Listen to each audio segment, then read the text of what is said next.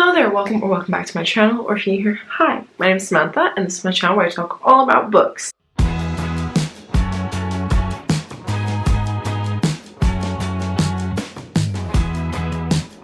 Anyway, today I'm coming to you with my first wrap up of the year, which is very exciting. So we're going to be talking about all of the books that I read in the month of January. I also thought that maybe this year it would be fun to start introducing some statistics every month. I think I've done this before, but then I announced it and then just never, I did it like once and then not again. Anyway, but I'm just going to go over like my story graph statistics. Like I'm not going to create my own graphs or anything like that. So yeah, I read 6 books in the month of January. I read a total of 1,863 pages, which is pretty decent, and I listened to one audiobook, which was 8.38 hours. Anyway, most of the books I read were funny, emotional, dark, and challenging. What a weird mix. Most of the books I read were medium-paced.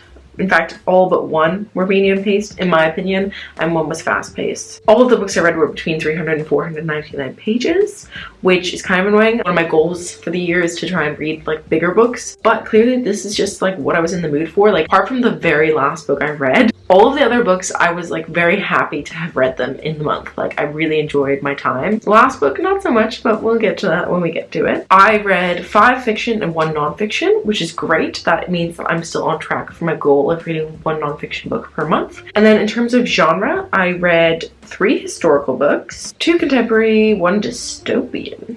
What did I read that was dystopian? Oh yeah, of course. I read some short stories, romance, mystery, all sorts. In terms of format, 5 of the books I read were print and 1 was audio. And in terms of my star rating, I had an average rating of 4 stars in the month, which was pretty sweet. Mostly 4.25s. And then I had 1 2.5, which was my lowest. I had 1 5-star. Then I have my breakdown of the pages and minutes read in January. So I did read every single day in January, which was my goal. My goal was to read for half an hour before bed every night. And I did this most of the time, apart from a couple of times when we had people over for dinner, and then it was like on a weeknight and I worked the next day, so by the time like the person left and I got ready for bed, it was just way too late and I was too tired.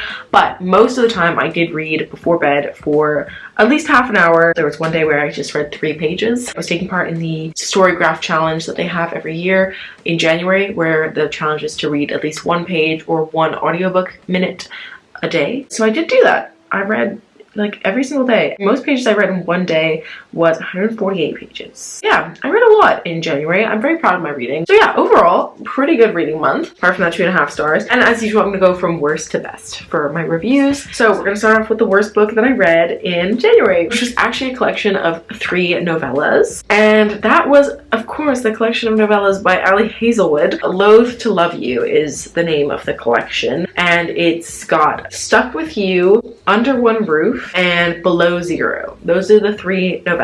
Not in the right order, but that's fine. These stories are all about engineers who actually all happen to be friends. They all went to university together, and then each of the women have gone off to go do their own thing. Anyway, so that was kind of a nice little thread that they all know each other and they're friends. That was nice. That's what I liked about the stories. And actually, I loved the first story, which was Under One Roof. It was about this girl called Mara. It's about this girl called Mara, and she basically inherits this house from her professor, who was like a maternal figure for her. So her professor died, unfortunately, at the beginning of the book and left her this house.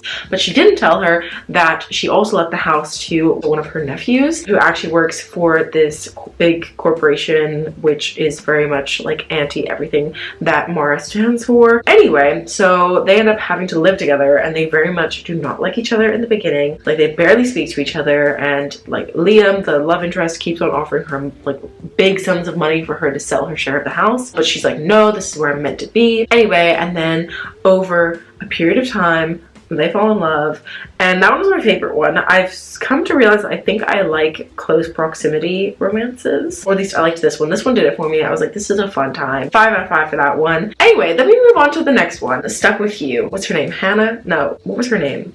I can't remember her name already. That's how little I care. This other engineer ends up getting stuck in an elevator with this guy who she had a fling with, but now she hates him for some reason, which was the most predictable reason in the world, but that's okay. So yeah, they had a fling, then she hates him, and they get stuck in this elevator for a while. That one was just okay. I thought that it was kind of similar to the previous one in a way. Like I felt like the characters were really similar. So yeah, I gave that one 3 stars. And then I got to the last story, and this one's called Below Zero. And yet again, the couple had a bit of a fling at the beginning of the story, and then they fell out for some reason, and now they're stuck in a situation together. I honestly skimmed that one because I was like, this is the exact same story as Stuck With You. Like, literally the characters feel exactly the same. The situation is very similar. Like, it's different situation, but the way it's written is so similar, and I could not stand it. I could not read it. I actually couldn't. Anyway, so I didn't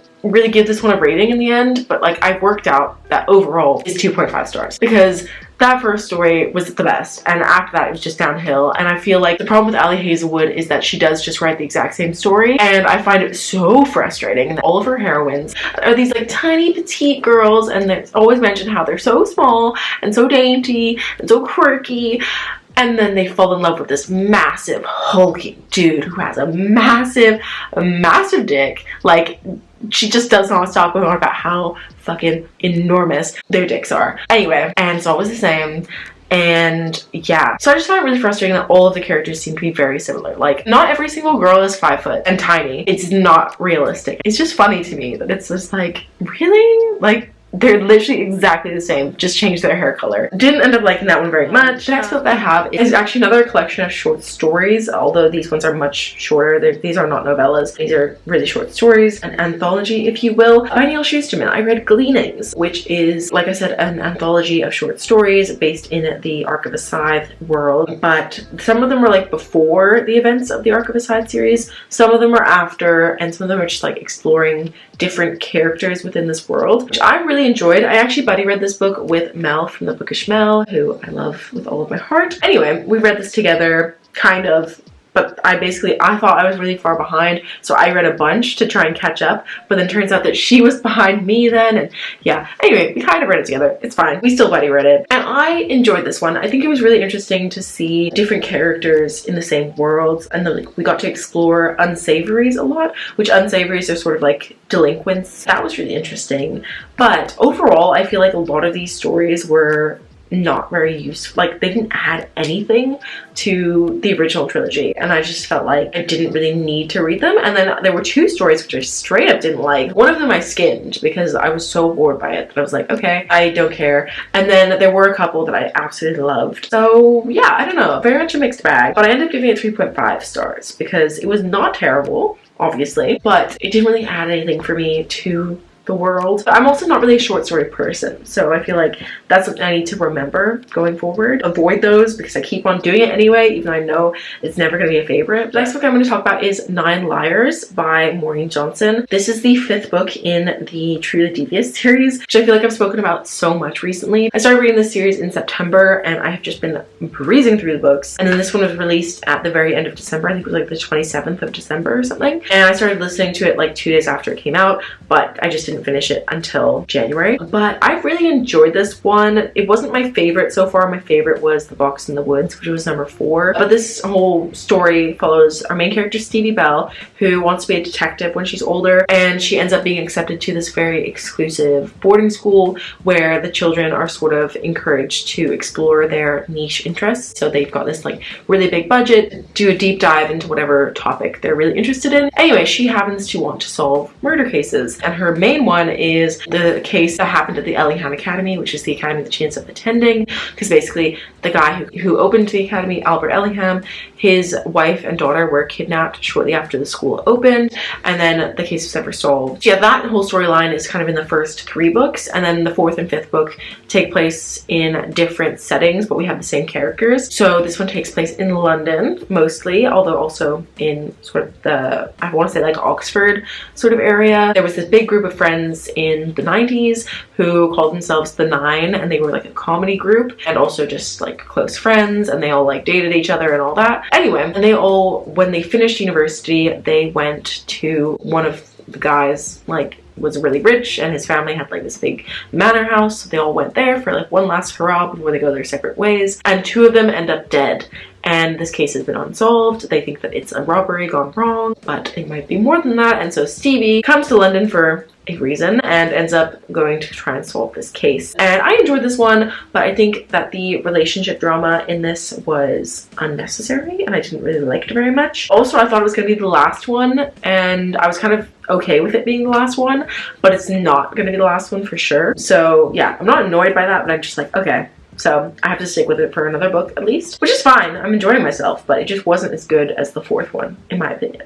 But that's just me. Next, we have a historical fiction book. I read Daughters of Sparta by Claire Haywood. This basically follows the 2 daughters of Sparta, who are Helen and Clytemnestra. And I honestly did not know either of their stories particularly well. So this one was really interesting for me to read and learn more about their stories. But Helen is obviously Helen of Troy, and Clytemnestra is Clytemnestra. I did not really know her story, but now I do. And basically, it just follows the 2 sisters as they grow up, and due to things that have happened in the past, they end up having to go their separate ways, and both of them end up in marriages, and just follows kind of their history. And it does span quite a long period of time, which I really enjoyed. And yeah, it was just really interesting to learn more about these stories that I feel like everybody knows, and I'm just like, I don't know what this story is. So yeah, it was interesting for me to read more about that, and I just thought it was really well done. I really sympathized with the characters, and then I was really rooting for them, obviously, when they were, you know, doing their own thing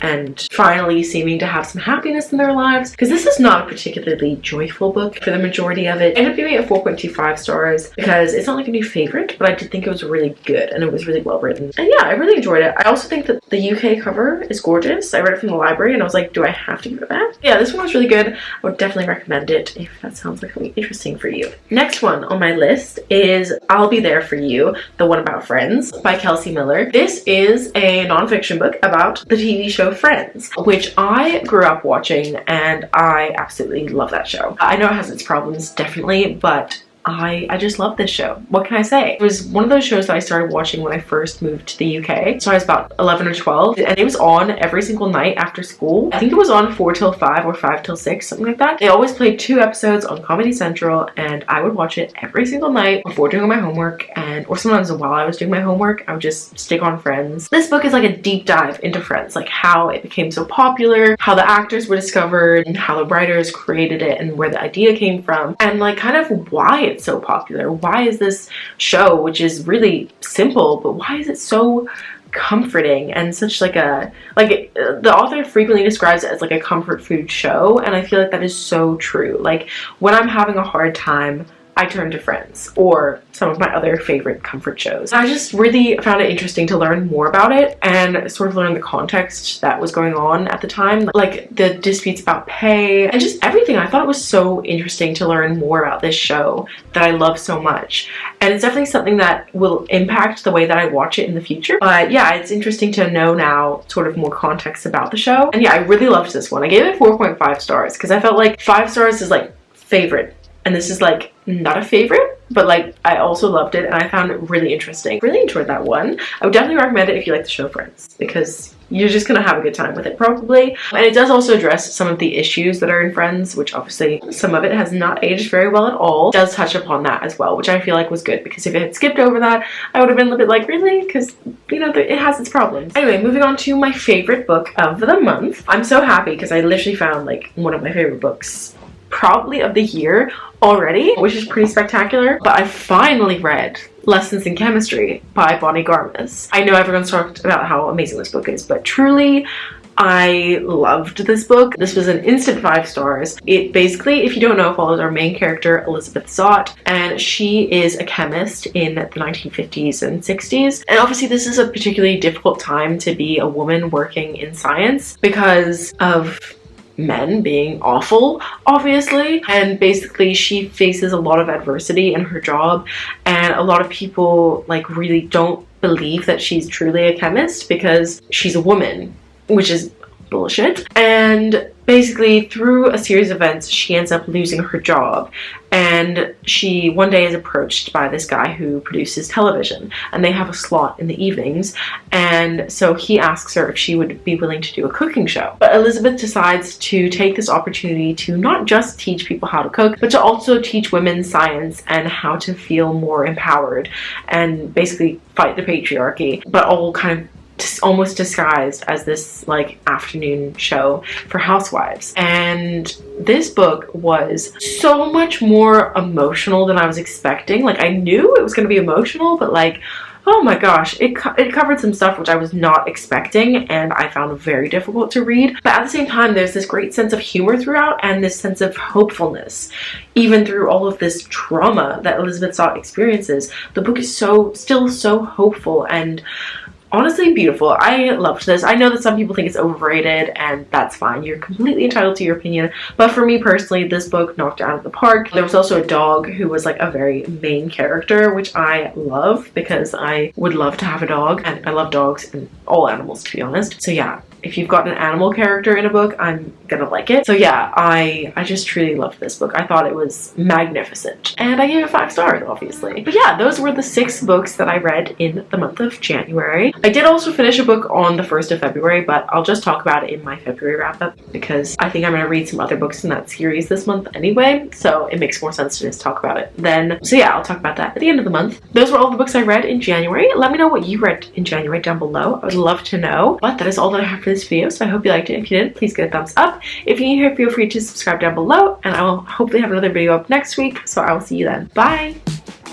You in the backyard of your old farm in the summer. Stayed there for 3 weeks where we learned to love each other. Wrote you letters, sent a message to you that day. Skip to the present.